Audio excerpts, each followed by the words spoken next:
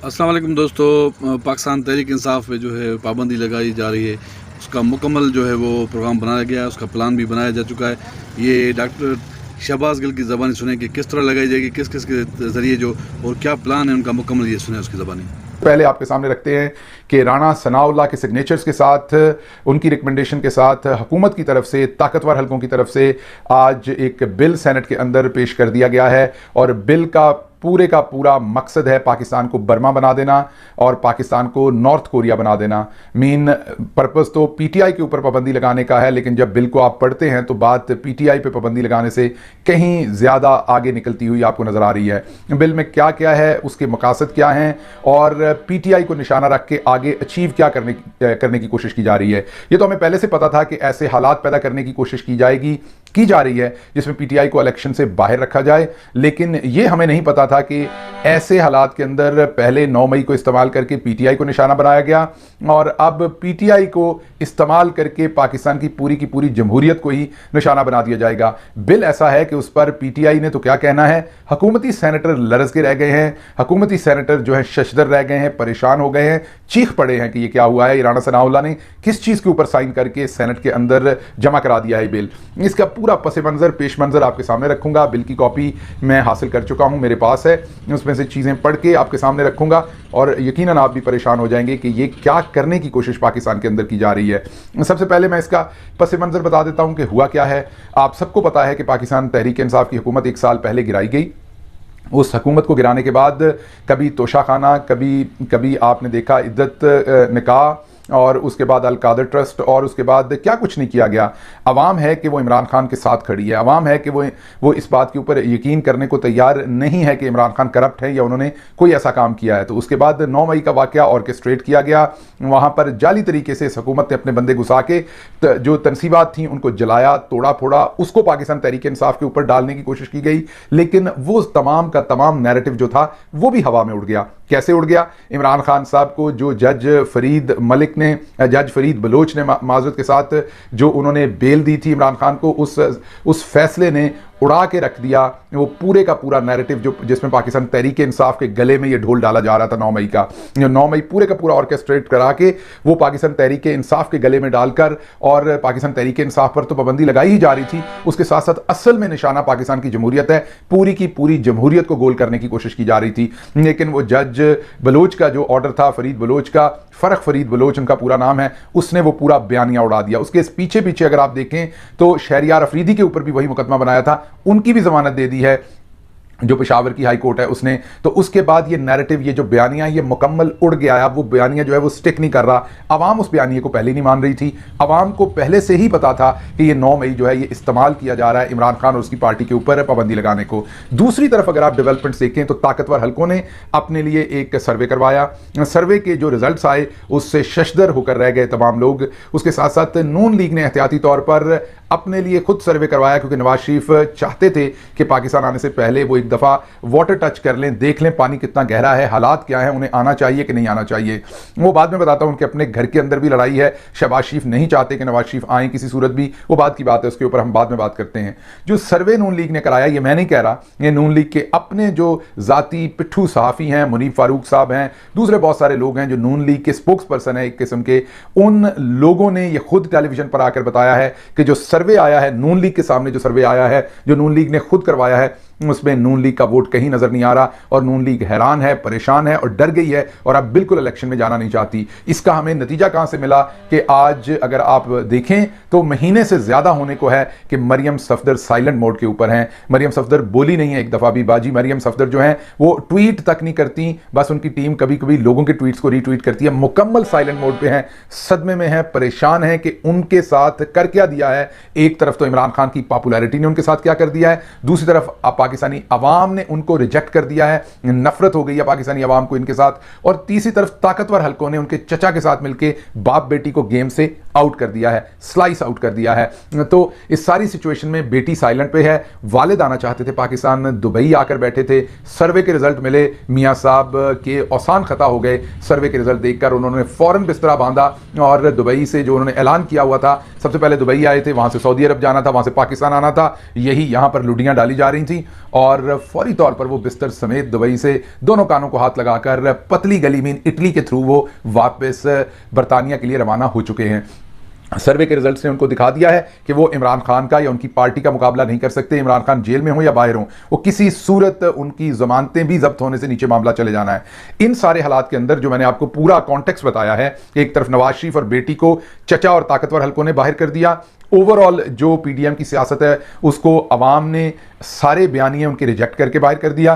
ताकतवर हल्के भी परेशान है कि अभी इलेक्शन करवाया 2 महीने 3 महीने 4 महीने में तो पाकिस्तान तहरीक इंसाफ जो है वो भारी मेजॉरिटी से जीत कर वापस आ जाएगी और जो कुछ किया उसे रिवर्स करेगी। और जाहिर बात है एहतसाब भी होगा तमाम लोगों का जिन्होंने कौम के खिलाफ बहुत सारे जुर्म किए हैं। इन हालात के अंदर अब एक ही तरीका है इलेक्शन करवाने का या इलेक्शन डिले करने का या मामला अपने कंट्रोल में लेने का, और वो तरीका है कि मर्जी की पहले निगरान हुकूमत लाई जाए। उसके बाद दूसरा तरीका यह है कि पाकिस्तान तहरीक इंसाफ को किसी ना किसी तरीके से बैलेट पेपर से आउट किया जाए। आज की जो लेजिस्लेशन है वो आपके सामने क्विकली रखूंगा। ये मैंने सिर्फ आपको इसका पस मंजर दिया है कि ये आज की लेजिस्लेशन क्यों आई है। राणा सनाउल्लाह ने अपने कवरिंग लेटर के साथ ये कहा है कि जो 2015 का नेशनल एक्शन प्लान था, ये याद रखिएगा, टेररिस्ट्स के खिलाफ जब बच्चों को शहीद किया गया था, आपको याद होगा ईपीएस के अंदर, उसके बाद एक नेशनल एक्शन प्लान बना था दहशतगर्दों के खिलाफ। उसके प्रिटेक्स्ट में उसके नकाब के अंदर, उसके कवर के अंदर ये बिल लाया गया है और इसमें पाकिस्तान तहरीक इंसाफ को निशाना बनाया गया। और अगर आप गौर से पढ़ें तो सिर्फ पाकिस्तान तहरीक इंसाफ नहीं, पाकिस्तान की पूरी जमहूरियत को निशाना बना दिया गया है। सोच अब ये है ना खेडांगे ना खेडन देंगे। मैं आपको पूरी इसकी तफसील बताता हूं और फिर बताता हूं कि हुकूमती सेनेटर क्यों सरापा एहतजाज हैं। जो हुकूमत के अपने सेनेटर हैं, मौलवी फजल रहमान की पार्टी के सेनेटर हैं, जमात इस्लामी के सेनेटर हैं, दूसरे सेनेटर हैं, वो भी हैरान हैं, शशदर हैं, सरापा एहतजाज हैं कि ये किस तरह का बिल हुकूमत ने जमा करा दिया है। एक तो इस बिल की जो शिक नंबर 5 और 6 है वो बहुत इंटरेस्टिंग है। अगर हम इन शिक्स को देखें तो हम परेशान ही होंगे, और तो इंसान ने क्या होना है। मैं आपके सामने इसकी कुछ चीज़ें रख देता हूं।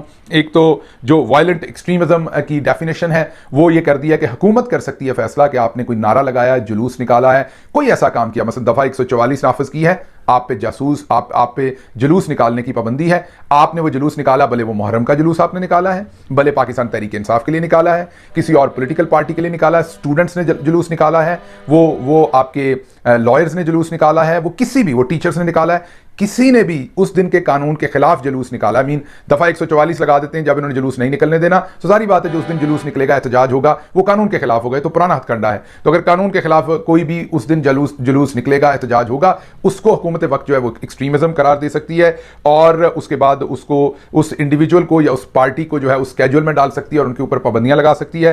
क्या पाबंदियां लगा सकती है वो मैं आपके सामने रखता हूं। उन लोगों को जिनको एक्सट्रीमिज्म के अंदर जो है वो लिस्ट कर दिया जाएगा, उनके ऊपर पाबंदियां जो लगेंगी वो आप परेशान हो जाएंगे। ऐसी ऑर्गेनाइजेशंस या लोग, उनके ऊपर पाबंदी लगा दी जाएगी, वो किसी किस्म का सोशल मीडिया इस्तेमाल नहीं कर सकते, उनकी कोई खबर प्रिंट मीडिया के ऊपर या टेलीविजन के ऊपर, किसी तरह के मीडियम के ऊपर उनके बारे में कोई खबर नहीं आ सकती, ना वो खुद अपना कोई ऐसा मीडिया इस्तेमाल कर सकते हैं। उनके लीडर, उनके ऑफिस बेयरर, उनके तमाम लोगों के ऊपर, एम्प्लॉयज के ऊपर, सरकारी इमारतों के अंदर, सरकारी सड़कों के ऊपर, पाकिस्तान के इलाकों में किसी भी जगह पर पाबंदी लगाई जा सकती है। और उनके ऊपर यह पाबंदी लगाई जा सकती है, उन्हें हाउस अरेस्ट किया जा सकता है, उन्हें यह कहा जा सकता है कि आपने इस गली से, इस घर से, इस एरिया से बाहर नहीं निकलना, जहां मर्जी उन्हें कैद किया जा सकता है, लॉक किया जा सकता है। और उसके बाद उनकी ऑर्गेनाइजेशन के ऊपर, उस पार्टी के ऊपर टेक ओवर किया जा सकता है, फिर उस पार्टी के असासों को, अकाउंट्स को सील किया जा सकता है और उनके ऊपर कार्रवाई की जा सकती है कि उनके पास वो फंड उन्होंने अगर इकट्ठा किया है तो वो क्यों किया। ये पॉलिटिकल पार्टीज की बात हो रही है, किसी टेररिस्ट पार्टी की बात नहीं हो रही या टेररिज्म की बात नहीं हो रही। उसके बाद उसकी ऑर्गेनाइजेशन, जो उसकी जमात है, उसके ओहदेदार हैं, उसका लीडर है, उनकी तमाम एक्टिविटीज को मॉनिटर करने की इजाजत है लॉ एनफोर्समेंट एजेंसी को, जैसा वो बेहतर चाहें। मसलन अगर वो चाहें कि हमने आपके हर इजलास के अंदर अपना बंदा बिठाना है तो आपको बिठाना पड़ेगा।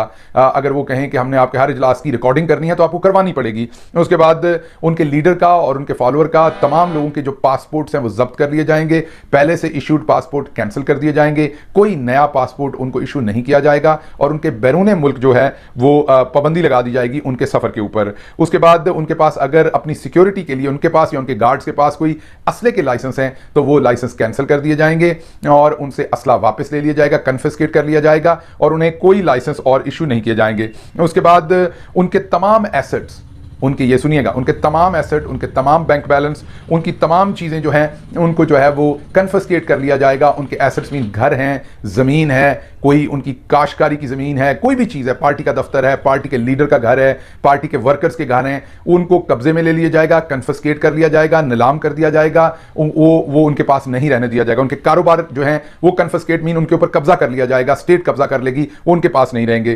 फिर ऐसे आखिरी जो है वो बहुत ही इंटरेस्टिंग जे शिक जो इसमें है कि bar the listed organisation take part in the election at any level, उन्हें यूनियन काउंसिल से लेकर सदर पाकिस्तान तक के लेवल तक किसी भी इलेक्शन में हिस्सा लेने से ऐसी पार्टी पर पाबंदी लगा दी जाएगी। उसके बाद फाइनेंशियल इंस्टीट्यूशन जिन्होंने उनके अकाउंट खोले होंगे या आइंदा खोलेंगे, या कोई उन्हें चंदा देगा, या कोई कारोबारी आदमी या कोई मुखैर हजरात उनकी मदद करेगा, तो उसके ऊपर भी कार्रवाई होगी। ऐसी होगी जैसे टेररिस्टों को हेल्प करने के ऊपर होती है। गवर्नमेंट इसके अलावा भी, जी यहां दिल पूरा नहीं हुआ, गवर्नमेंट इसके अलावा भी अगर ये चाहे कि उन्होंने कोई और ऐसे मेजर्स लेने हैं ऐसी पार्टी के खिलाफ, तो गवर्नमेंट जो मेजर्स लेना चाहे, मीन और कोई पाबंदी लगाना चाहे तो वो लगा सकती है। इससे आपको एक बात जहन में रखनी है कि ये तो नजर आ गया कि पाकिस्तान तहरीक इंसाफ को बैन करने के लिए बिल लाया गया है, लेकिन अगर आप इस बिल को गौर से पढ़ें तो आपको समझ आएगी कि इससे तो कोई पॉलिटिकल पार्टी नहीं बचेगी, कोई लॉयर्स की तंजीम नहीं बचेगी, कोई टीचर्स की तंजीम नहीं बचेगी, किसी यूनिवर्सिटी कॉलेज के अंदर स्टूडेंट्स की तंजीम नहीं बचेगी, असातिज़ा की तंजीम नहीं बचेगी। जिसको मर्जी बैन कर देंगे, जिसको मर्जी एक्सट्रीमिस्ट डिक्लेयर कर देंगे।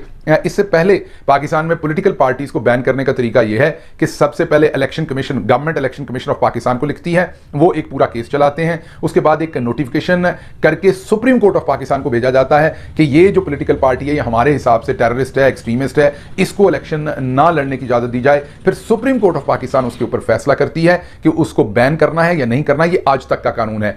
अब ये कानून बदल के राणा सनाउल्लाह के हाथ में दिया जा रहा है, मीन इंटीरियर मिनिस्ट्री के हाथ में, कि वो किसी को भी एक्सट्रीमिज्म के अंदर डाल के ये तमाम जो सजाएं मैंने आपको लिखी हैं और इसके अलावा भी जो उनका दिल करे वो सजाएं वो दे सकते हैं और बैन कर सकते हैं। वाज़ेह तौर पर नजर आ रहा है कि जो सर्वे के रिजल्ट आए जिससे बोंचाल आ गया, इनको नजर आया ये नहीं जीत सकते। उसके साथ साथ इनको नजर आया कि ना तोशा खाना काम आया, ना अलकादर ट्रस्ट काम आया, ना निकाह और इद्दत काम आई, ना कोई और इमरान खान के ऊपर किसी किस्म का जुर्म साबित हुआ या सबूत है। तो अब एक ही तरीका है, अवाम इमरान खान के साथ खड़ी है, केस कोई काम नहीं कर रहा। आज जब पूरे इस्लामाबाद के अंदर छुट्टी है, सिर्फ दो चीज़ें खुली हुई हैं। एक वो अदालत खुली हुई है जिसके अंदर इमरान खान के केसेस सुने जा रहे हैं छुट्टी के बावजूद भी, और दूसरा आज सेनेट को खोला गया है और उसके अंदर वो बिल पास किया गया है। ये ज़रा गौर कीजिए कि अगले 2 दिन इस्लामाबाद पूरे ने बंद रहना है, लेकिन जो 2 चीज़ें खोली गई हैं और खुली रहेंगी वो एक सेनेट है जहां पर यह बिल पास करवाया जाएगा, और दूसरा वो अदालत है जहां से इमरान खान को सजा दी जाएगी। तो ये तो क्लियर हो गया कि पूरे का पूरा ऑब्जेक्टिव है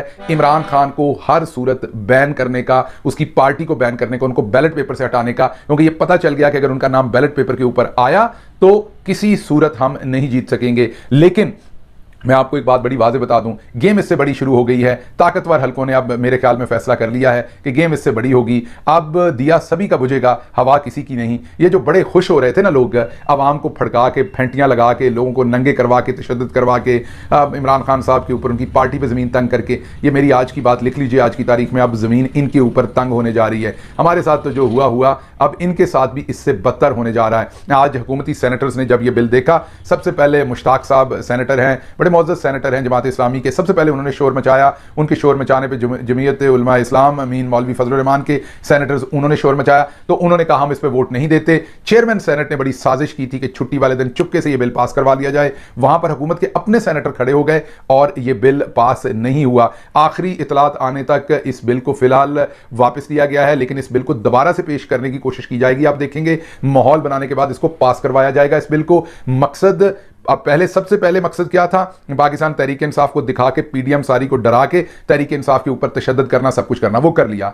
अब उसके बाद भी तहरीक इंसाफ काबू नहीं आई, तो अब तहरीक इंसाफ को सामने रख के पाबंदी लगाने का ये बिल लाए गए हैं। लेकिन इस बिल की जद में पाकिस्तान की पूरी जमहूरियत आ जाएगी। मुझे जमहूरियत का बिस्तर गोल होते नजर आ रहा है। पर्पज ये है कि पाकिस्तान के अंदर अब बर्मा और नॉर्थ कोरिया जैसा माहौल बना दिया जाए, कोई बात करने के काबिल ना रह जाए, कोई आवाज उठाने के काबिल ना रह जाए, बल्कि कोई सांस लेने के काबिल भी ना रह जाए। इसमें इस बिल को अगर आप देखें तो इसमें आपको यह भी नजर आता है कि सिर्फ वो पॉलिटिकल पार्टी के साथ तो जो करना है, अगर किसी ने उनकी खबर दे दी, अगर किसी शहरी ने सोशल मीडिया पर उनकी पोस्ट लगा दी, अगर किसी अखबार नवीस ने उनके हक में या उनके खिलाफ खबर दे दी, तो उसके ऊपर भी वही सारी पाबंदियां होंगी जो मैंने आपको बताई हैं। तो ऐसा तो शायद नॉर्थ कोरिया में भी नहीं है जिस तरह का निजाम पाकिस्तान के अंदर लाया जा रहा है।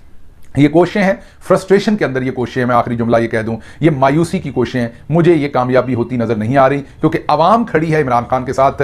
आप अब बिल ले आए, आपसे जो दिल करता ले आए, आपने अब कामयाब नहीं होना, क्योंकि अवाम फैसला कर चुकी है कि वो इमरान खान के साथ खड़ी है। अब आपको शिकस्त होनी ही होनी है। ये कोशिश कर लें या इससे अगली कोशिश कर लें। अल्लाह आपका हामी नासिर हो। पाकिस्तान जिंदाबाद। सुन लिया किस तरह पाकिस्तान तहरीक इंसाफ के पाबंदी लगाने की तैयारी हो रही है, इलेक्शन भी मुलतवी होने के जो चक्कर में, और आजकल हालात भी ख़राब करवाए गए। ये देखें उसकी ज़बानी जो आपने सुना कि किस तरीके से किस प्लान के तहत और किस तरीके से उस पर पाबंदी लगाने की जो है वो तैयारी हो चुकी है। तो ये वीडियो पसंद आए तो वीडियो को लाइक और शेयर जरूर कीजिएगा, और अगर चैनल बनाए तो प्लीज़ चैनल को सब्सक्राइब करें। शुक्रिया, अल्लाह हाफ़िज़।